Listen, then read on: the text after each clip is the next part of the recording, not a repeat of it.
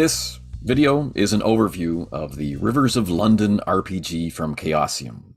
But before we begin, I feel that there are enough ways to come across this video without being fully aware of one or more aspects of everything it's about, that it's worth the time here at the beginning to briefly explain the Rivers of London, or Peter Grant series of books and other media, and to touch on some things about the RPG publisher, Chaosium, and then move on to the point of the video, which is to provide some digital hands-on observations from a devoted gamer and fan of the series.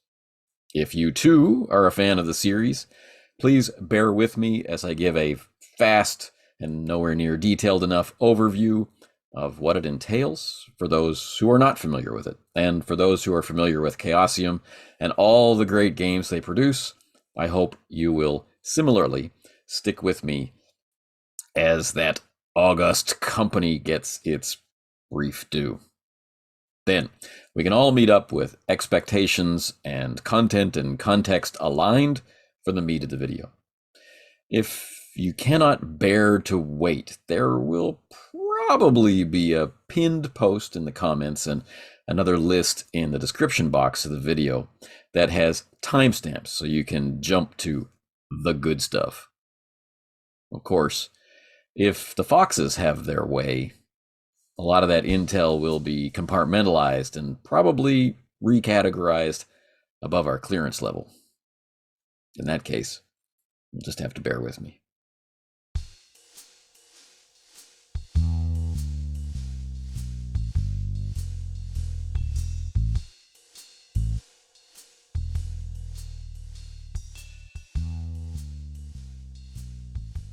All right. One of my magic sensing dogs is going to join me for this part, so please bear with me for that too. All right. The Rivers of London series. What is it? Well, it's a series of books primarily, but also graphic novels, novellas, and short stories. And it fits in its own cheerfully mysterious and expansive way into the urban fantasy category. It features hidden in plain sight magic and mystical beings in a modern day, mainly London setting. And the majority of the stories involve a small directorate of the police with a remit dating back to the 18th century to be the official liaison between the mundane world and the more mystical society they refer to, maybe incorrectly, as the demi-monde. Now, since its inception, the series has grown beyond its original main character, Peter Grant. But his presence is felt even when we take a detour to a similar organization in an entirely different country with entirely different characters. Say, for Germany, for a pretty interesting novella. Or when we follow his curious cousin Abigail on her own dangerous investigations of forgotten places and haunted houses. The series balances a love of architecture and social commentary with humor, both dark humor and light. It features police procedures and mystery and action and intrigue and, of course, magic and magical beings. The author, Ben Aronovich, has a flair for characterization and dialogue, and this talent is heightened even further when it's combined with the voice acting talents of Kobna Holbrook-Smith, who does the audible readings. So if you don't have time to sit down and enjoy the text for its own sake, but you do have time to listen, this is a fantastic way to be a part of this series. Now, Aronovich's talents in characterization are further supported and perhaps elevated by some truly moving and beautiful descriptions that can surprise you. They sneak up on you and hit you. The sort of things that make you stop and go back and reread. The things that you carry on and draw you back to the novel to experience them again. Best of all, Aronovich leaves room for the reader to figure things out on their own with a minimum of handholding, and this is something that I have only grown to appreciate more and more as I have grown older.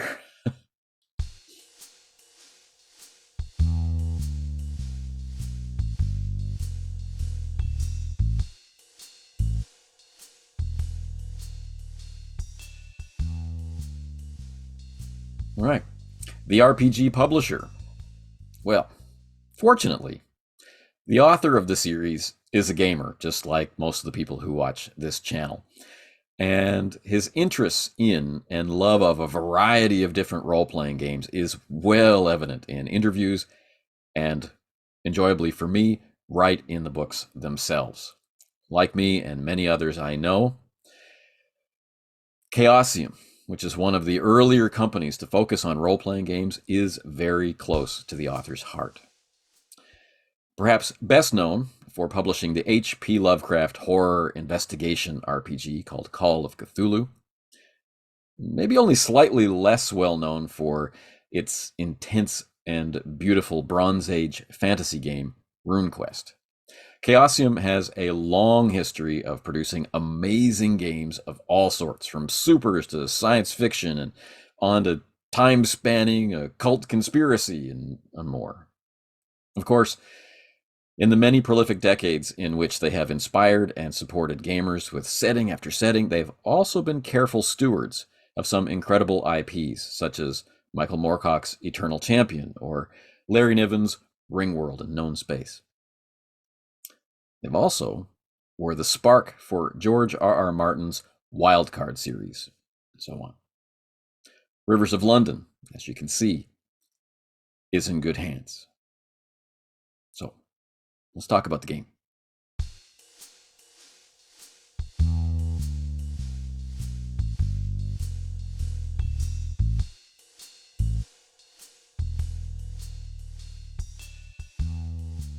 Let's start with the system. For those who are familiar with a lot of the more readily available or more popular games, the system is pretty easily recognizable as a streamlined version of the expression of BRP, or Chaosium's hugely influential percentile-based basic role-playing system that is found in its resurgently successful 7th edition of Call of Cthulhu. Players who are already familiar with Call of Cthulhu, and particularly those who are already familiar with that edition of Call of Cthulhu, will be able to quickly run through character creation and get into play with a good amount of confidence that they are prepared for the dice rolling conventions, such as regular and hard difficulties, pushing rolls, spending luck, and gaining bonus or penalty dice. Players either new to the system or new to role-playing will find a surprisingly clear and concise presentation of the rules in a step-by-step procedural format, complete with meaningful and relevant examples that are both easy to understand and easy to find. The presentation gives point form details in text, backed up with graphical representation where helpful, with examples throughout, with boxes of GM advice for application or for difficult situations, as well as direction to an appendix of additional or more advanced rules at the back of the book for when the group feels they want or need them. Obviously, a lot of thought went into making the book easy to understand, easy to reference, and easy to keep fresh in the long term. How many games can we say that about?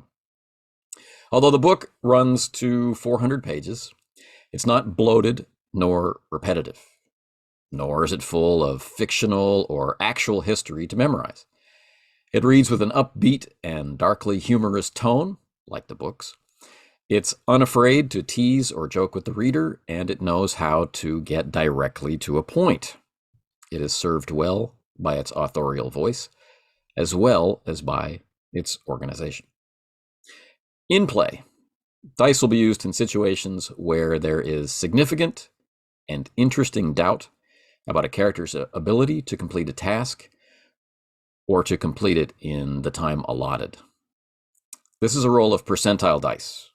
And if you're unfamiliar, percentile dice might take the form of two 10-sided dice of different colors, colors being used to differentiate between the tens number and the ones number.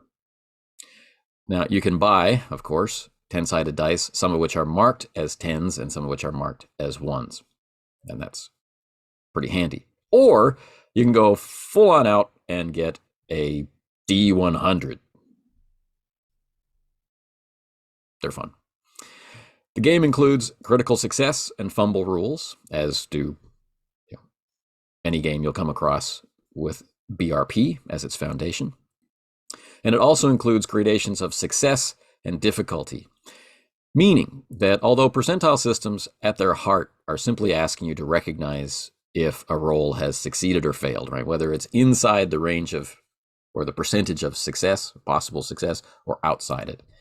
It's just asking you to recognize if you've succeeded or failed. Like you have a 60% chance to cast a spell, or you have a 70% chance to use forensics effectively in an important crime scene. But under more challenging circumstances, such as in a busy downtown area, that 70% forensic skill might need to be made at a hard difficulty, meaning that 70% will be reduced to a lower value. For example, if the crime scene was in a busy downtown area in a London rain. So under ideal circumstances, with all the time in the world, no roll would need to be made. The forensics investigator would just have to spend the time to do the investigation. But under time pressure or with other complications, the roll would be made at full value. Now it requires a roll. But if circumstances are actively working against the character, then the skill rating can be reduced by half by the game master. This is the hard difficulty. So that our forensic investigator now only has a 35% chance of effective use of their skill in the time allowed under these, crushing circumstances, unless they can do something to gain an advantage or to improve their odds. Sometimes a roll of 100 will come up, and that will fail regardless of how skilled a person is. And just as often, a roll of 0-1 will result in tremendous success.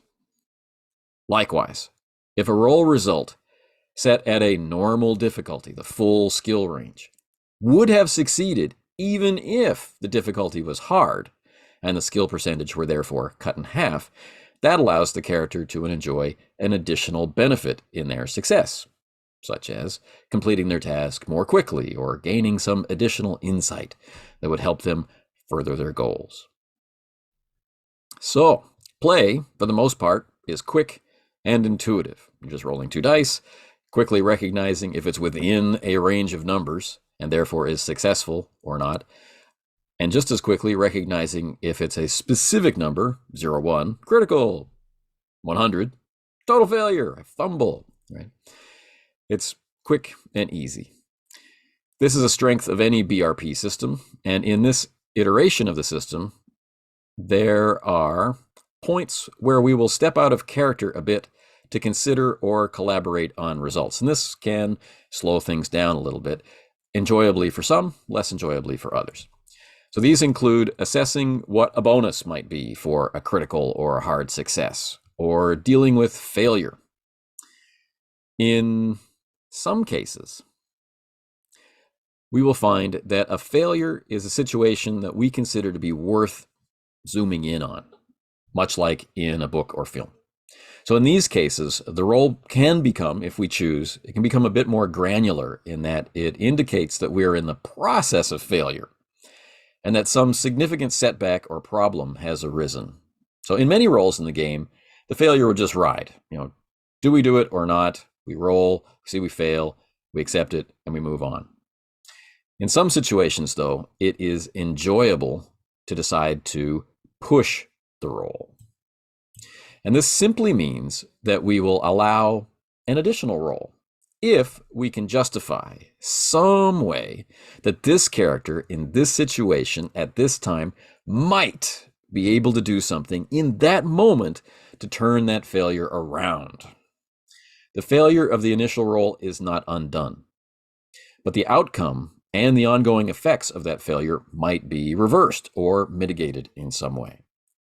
To zoom in on the process of failure and gift it this enjoyable texture and detail we so often get in fiction requires that the player petition the GM, the game master, to push the roll, and they offer up a justification for how that could happen, either by themselves or with suggestions from the rest of the group. If it makes sense and fits the game, an additional roll will be made to color how that failure plays out in full. If the second roll has failed, then the consequences of that original roll, that failure, are to be made worse by the game master. This makes it a risk. Pushing a roll is a risk, and that, for many players, is fun. And if it succeeds, then the consequences of the original roll are improved. If this sounds complicated or it suggests a greater comfort with improvising outcomes in the moment than you might currently possess, don't worry. The rule section about pushing goes into great detail about how to do it, what qualifies and what doesn't, and gives suggestions. And even better, the skill sections give suggestions about what might be a typical situation in which this roll might be pushed and what the outcomes might be for success or failure. So the game literally teaches you how to do this, and then you can practice and move on and get better.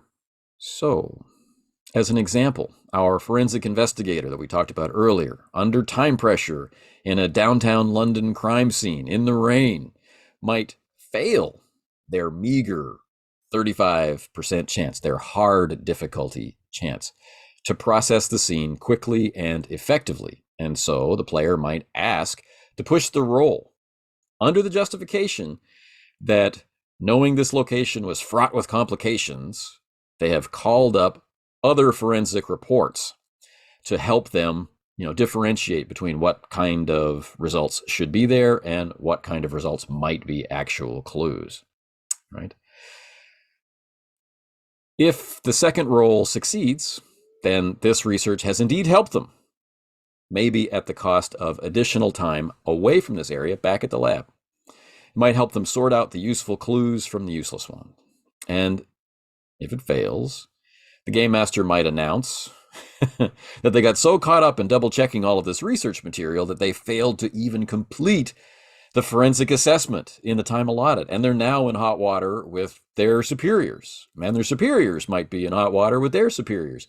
And the investigation has now been delayed, and this busy London street is still closed, and worse, they've still failed. So all of this extra delay comes to no avail. Pushing the roll can be exciting and dramatic and be the very stuff of the type of fiction that we're playing to produce. The last bit of out-of-character interaction that will come up fairly regularly in this iteration of the system is the use of luck.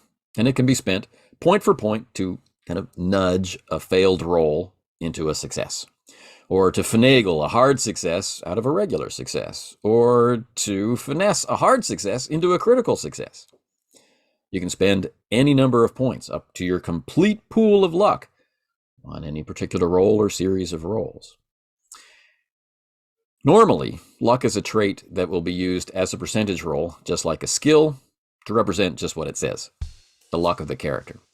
This fits in perfectly with the tone and the spirit of the source material and provides great ways to determine things over which the characters can have no control via skill or ability. Like, is the elevator on the right floor to help, speed their chase to the roof? Or was their backup cell phone far enough away to avoid being dusted by magic?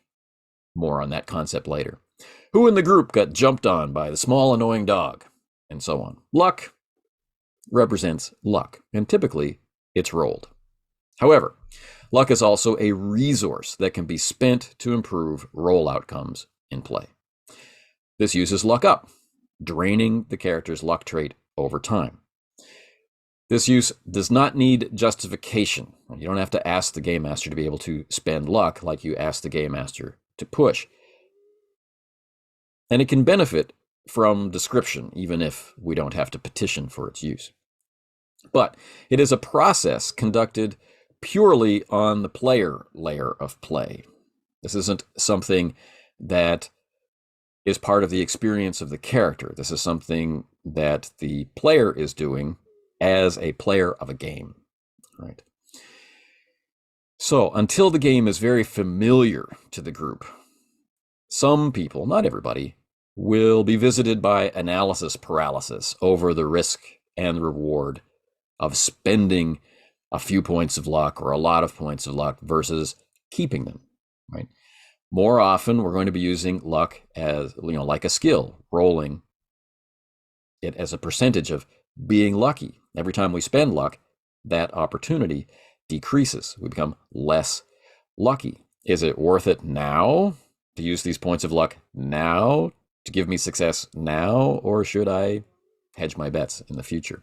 This can be difficult for some people, especially when they're new to the game and aren't sure how quickly luck might replenish itself, if ever. Into this situation can also come the opining of other players. You should spend luck. You shouldn't spend luck. You should spend this much luck. You should spend that much luck. I don't think, And this becomes a conversation about what you should or shouldn't do with your character. And again, this will be enjoyable for some and annoying for others. Your mileage may vary. And of course, we only find out about it through play. So I'm not putting this in here as a criticism. I'm putting this in here as description. This is part of the game. How are you going to play the game? What benefit, what fun you're going to get out of the game? This arises from your actual play of the game, just like it will for me. So my recommendation is to try it out exactly as it's written in the rules. And then as you get more used to the nature of luck in the game, such as how hard it is to earn versus how fast it can be spent, then as you get used to play, find the procedure of play that fits you, right? For example, whether you will or will not announce its use. You'll just mark off the points of luck and indicate that you have succeeded, or say, I'm spending 5 points of luck to succeed, right? And whether you will or will not allow other people to comment on this process. So this is in the spirit of the fact that our play gets better for us and suits us better over time if we put a little bit of time into playing in ways that match our preferences. And of course, that's dependent on us being able to identify those preferences first and judge whether or not they are worthy or unworthy of us, our group, and our time.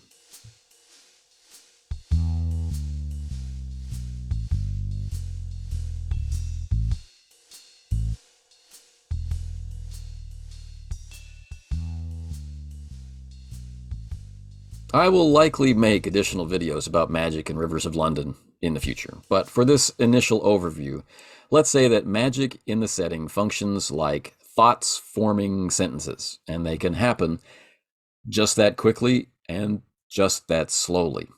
Anyone in the setting can learn to do it, but not everyone will have the personality or the time, access to training, or the self-control to excel at it. There are different traditions for how to learn to use magic and to protect yourself from the inherent dangers of doing so. But the underlying experience of how magic feels to use appears to be constant in the book so far. So in brief, a practitioner of magic will conjure a spell effect by assembling, at the speed of thought, a linked series of concepts and impressions that represent the basic building blocks of magical effect. These are called forms. And then, if needed, modify those forms with concepts that function like adjectives and adverbs do in sentences, lending detail and fine control to the understanding of what the conjured effect should be in total. Should it be a large or small ball of fire that can be shot at a target or held in place? Of what color? How hot should it be? Should it burn its way in, or should it explode on contact? Etc.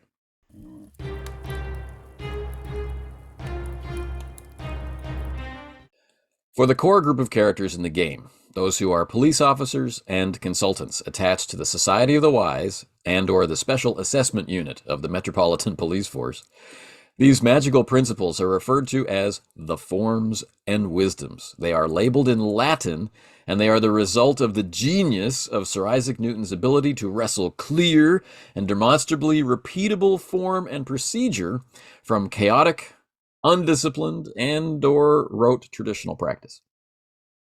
Other methods of defining and teaching the art and science of magic exist, but so far they occupy the background of the source material and are, in the main, just different names for the same things. Hence, in the UK setting of the books, we also learn of the Society of the Rose, for a rose by any other name might be as wise. In the game, a lot of this detail has been simplified so that it can be a part of description and the fun of play without requiring it to also be part of the procedures of play.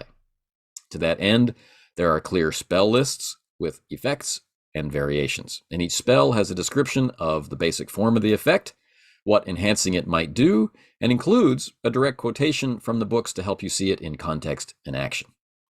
Characters will not have many spells, but they'll be able to do a lot with those spells as play continues. In addition, they will grow in mastery of those spells, and over time, they'll be able to string a growing number of effects together, lower and higher order effects, and be able to do more things as seemingly one effect.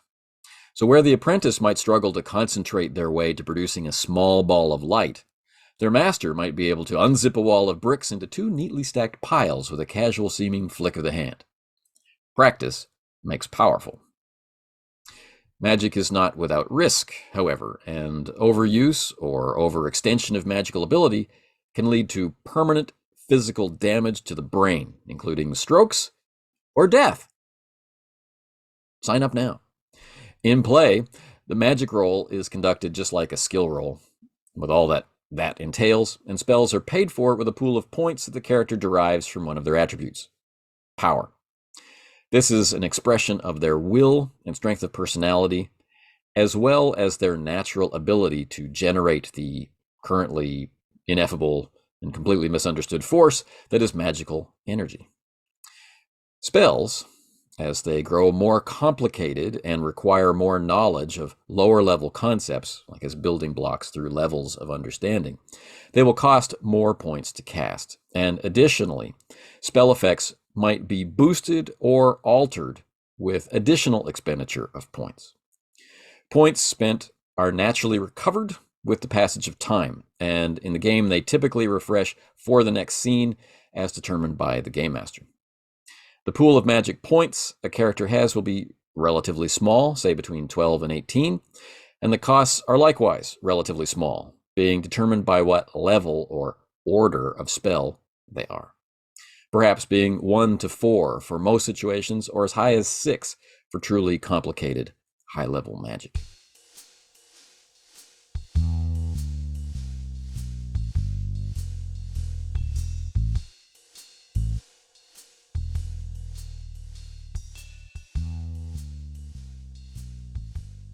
The last aspect of the setting and its representation in the game that this video will cover is the police, lovingly referred to often in the books as the filth. The main window into play provided by the core rules is as members of the Special Assessment Unit, the consultants that it uses, or members of other police departments seconded or associated in some way with the SAU by necessity or luck, good or bad. This is an area of a game, like representing members of an organization. This is an area of a game that can be tricky to present, but once again, the writing and editorial team, under the auspices of Lynn Hardy, they do a tremendous job of making the dissemination of useful and practicable detail both short and clear, as well as easy to find and categorize. So for those gamers who live outside the UK, the core book helpfully provides a list of ranks and abbreviations for those ranks, for police officers and the units to which they're attached. It clearly explains how the various police agencies relate to one another and offers tips and procedures for having fun with a police investigation that feels like you know what an investigating officer in that investigation might need to do. So if you're familiar with the books, this helps bring Peter's commentary on policing into sharper and funnier focus. And if you aren't, it goes a long way to establishing that understanding all by itself. And if you still want some more, there is an extended bibliography in the back of the book, which gives all kinds of useful resources. But for just a quick tip from me, there are a lot of modern day detective shows from the BBC or other UK production companies, which can help cement the terms and the titles and the relationships between officers and their different departments into your active vocabulary. Now, your mileage may vary on what sort of TV you like or what kind of mystery you enjoy and what level and type of crime and goriness that you might appreciate, whether it's murder mysteries or some other kinds of mystery. So your mileage may vary on all of that. But one series that I've found that makes very careful use of the terms and ranks and interdepartmental friction to great effect is a series called Unforgotten, which features a unit of police which specialize in what we might call cold cases. So there are many more shows, of course, but this one handles the sort of curious, expensive, difficult to investigate cases which can be mapped with some mental gymnastics onto the types of magical cases which might fall to the SAU. Anyway, I'm very pleased with the guidance given in this section of the core rules, and I really look forward to players confidently conducting investigations and tossing police jargon around the room with panache.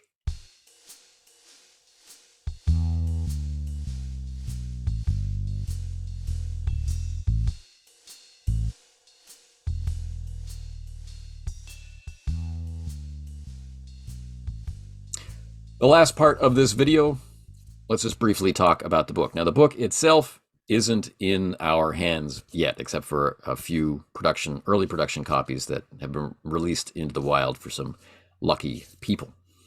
So right now, all we have is the PDF, and the PDF registers 402 pages. And after the print copies have been released later this year, I'm going to take a more detailed look at the book as a book and, in other general terms. The book itself, in its PDF form, has a mix of black and white and color art in varied styles. So the majority of the impactful art are full-page scenes drawn from or suggestive of moments or characters in the books as splash pages to mark chapter breaks. And these are done in a 3D model style. Additional art is either photographic or ink or iconography. And the color palette is bright and leaning firmly toward watery blues and greens for some reason, with the rivers of London being the subject matter. The font is reminiscent to my eyes of government pamphlets, and the font size and layout is very legible, and it's nicely compatible with small and large displays, such as phones and tablets. So, if you've been watching the screen rather than just listening, as I talked about the book, you have seen inside the PDF as I've displayed it on the screen, and you've also seen representations or recordings from the screen of my phone and of my tablet. So I hope this video in its entirety has been helpful. If you've been on the fence about whether you want to investigate Rivers of London, or if you've been, champing at the bit, wondering if it will be good or disappointing, the game certainly has my vote, and I'm looking forward to seeing what comes of it down the line. But what's really cool is that really to represent the play that we see in the books, the core rules are enough. So until the next time and the next video about Rivers of London, take care.